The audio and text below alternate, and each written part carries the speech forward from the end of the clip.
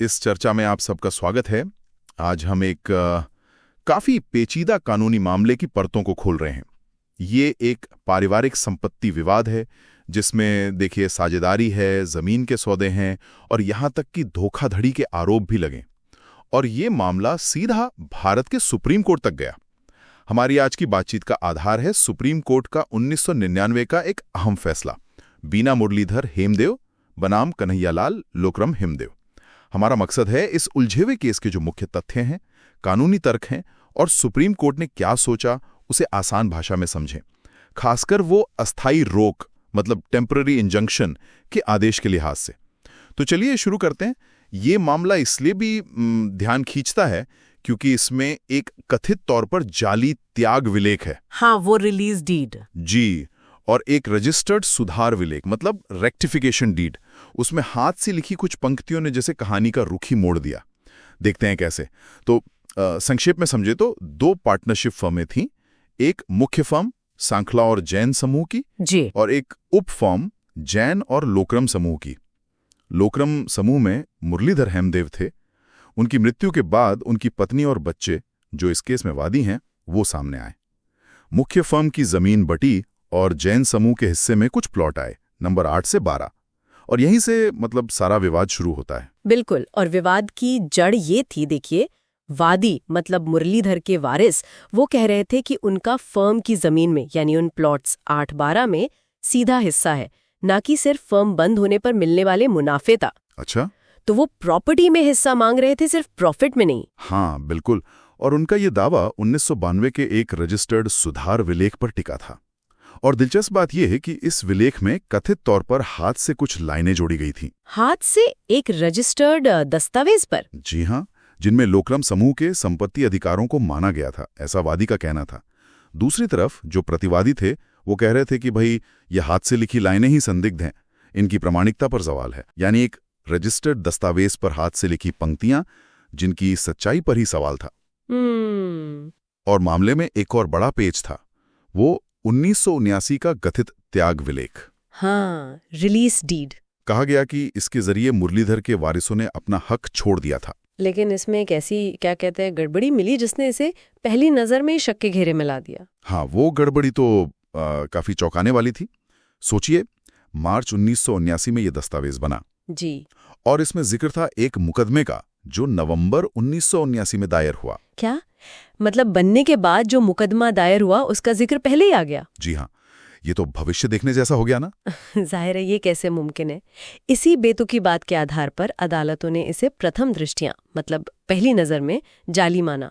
तो एक तरफ सुधार विलेख में प्रतिकार का दावा, दूसरी तरफ एक ऐसा त्याग विलेख जो पहली नजर में ही जाली लग रहा है।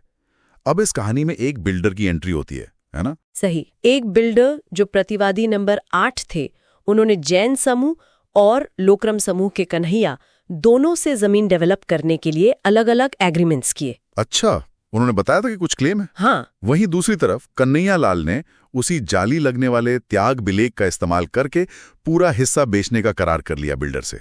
लेकिन सबसे अहम बात, बिल्डर ने सांखला समूह से भी एक समझौता किया था जी, और उस समझौते में उस सुधार विलेख का साफ जिक्र था जिसमें वो हाथ से लिखी पंक्तियां थी। ओ, तो बिल्डर के अपने एक एग्रीमेंट में उस विलेख का जिक्र था? बिल्कुल। अब कानून मतलब संपत्ति हस्तांतरण अधिनियम की धारा 3 ये चाहता है कि अगर कोई दस्तावेज रजिस्टर्ड है तो ये माना जाता है कि संबंधित पक्षों को उसकी जानकारी है। इसे आनुमानिक सूचना या कंस्ट्रक्टिव नोटिस कहते हैं। तो मतलब कानूनन उसे पता माना जाएगा, भले ही उसने खुद वो विलेख पढ़ा हो या ना पढ़ा हो। जी हाँ, बिल्कुल। इसलिए बिल्डर ये दलील नहीं दे सकता था कि उसे वादी के अधिकारों का पता ही नहीं था। समझ गया। लेकिन क्या प्रतिवादियों ने साझेदारी कानून का कोई तर्क इस्तेमाल नहीं किया, जैसे कि पार्टनर को बेचने का अधिकार होता है? किया था। एक दलील ये दी गई कि जो उपफर्म का समझौता था उसके क्लॉज 10 के तहत जैन साथी को फर्म के सारे मामले संभालने का अधिकार था, तो शायद इसमें संपत्ति बेचना भी शामिल हो सकता है। लेकिन भारतीय साझेदारी अधिनियम की धारा 19(2) इस पर रोक लगाती है। अच्छा, वो क्या कहती है? वो साफ कहती है कि कोई भी साझेदार फर्म की अचल संपत्ति मतलब इमूवेबल प्रॉपर्टी तब तक नहीं बेच सकता जब तक उसे ऐसा करने का स्पष्ट अधिकार न दिया गया हो पार्टनरशिप डीड में। और क्लॉज 10 में ऐसा कोई स्पष्ट अधिकार नहीं था। तो मतलब वो क्लॉज काफी नहीं था बेचने के लिए? नहीं, बल्कि मजे की बात यह है कि जैन साथी ने खुद जनवरी 1994 में एक चिट्ठी में ये माना था कि लोक्रम समूह की सहमति के बिना संपत्ति का कोई सौदा नहीं होगा। अरे वाह, तो खुद ही मान रहे थे जी। इतने सारे पेच और वादी के पक्ष में दिखने वाले सबूतों के बावजूद मैंने सुना है निचली अदालतों का नजरिया काफी अलग था। उन्होंने अस्थायी रोक क्यों नहीं दी थी शुरू में? हाँ, ये बात सही है।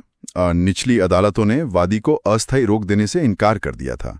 उनके कारण थे, एक तो कि मामला दायर करने में देरी हुई। अच्छा, देर से आए कोर्ट। हाँ, दूसरा, बिल्डर पहले ही काफी पैसा लगा चुका था कंस्ट्रक्शन वगैरह में, और तीसरा, उनका मानना था कि वादी का हक अगर है भी तो सिर्फ मुनाफे में है, जमीन में नहीं। लेकिन सुप्रीम कोर्ट इस नतीजे पर नहीं पहुंचा। बिल्कुल नहीं।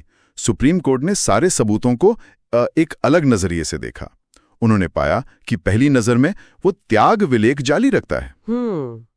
वो जो सुधार विलेख है, उन हाथ से लिखी पंक्तियों के साथ वो लोक्रम के संपत्ति अधिकारों को स्वीकार करता हुआ दिखता है। ठीक है, बिल्डर को वादी के अधिकारों की नोटिस थी, चाहे सीधी पता हो या कानूनन माना जाए।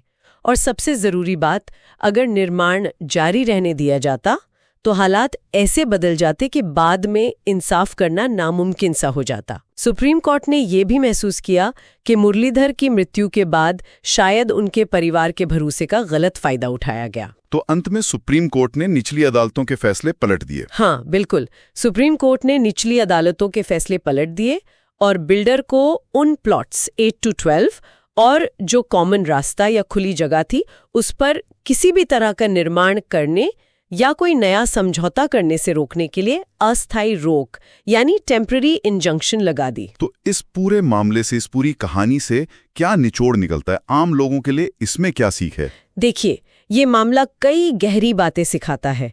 मेरे हिसाब से सबसे बड़ी सीख ये है कि एक रजिस्टर्ड दस्तावेज में लिखी छोटी सी पंक्ति भी अगर सही साबित हो जाए तो करोड़ों के सौदे पलट सकती है, भले ही दूसरे पक्ष ने कितना भी पैसा क्यों न लगा दिया हो। ये तो बहुत महत्वपूर्ण बात है। जी। दूसरी बात, कानूनी नोटिस की ताकत। आप ये कहकर नहीं बच सकते कि जी मुझे तो पता नहीं था, अगर जानकारी पब्लिक रिकॉर्ड में है, जैसे रजिस्टर्ड दस्तावेज।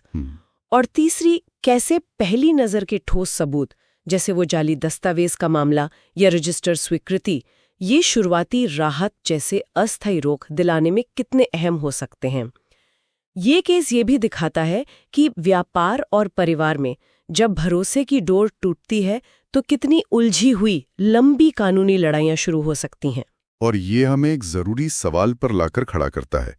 किसी संपत्ति सौदे में, खासकर जहां परिवार या पुरानी साझेदारियों का एक इतिहास जुड़ा हो, एक खरीदार को कितनी गहराई तक जाकर जांच पड़ताल करनी चाहिए?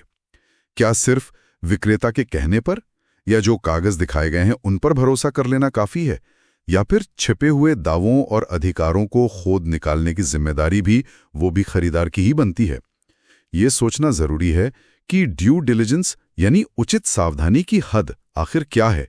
ये सवाल खरीदार और विक्रेता दोनों के लिए सोचने वाला है।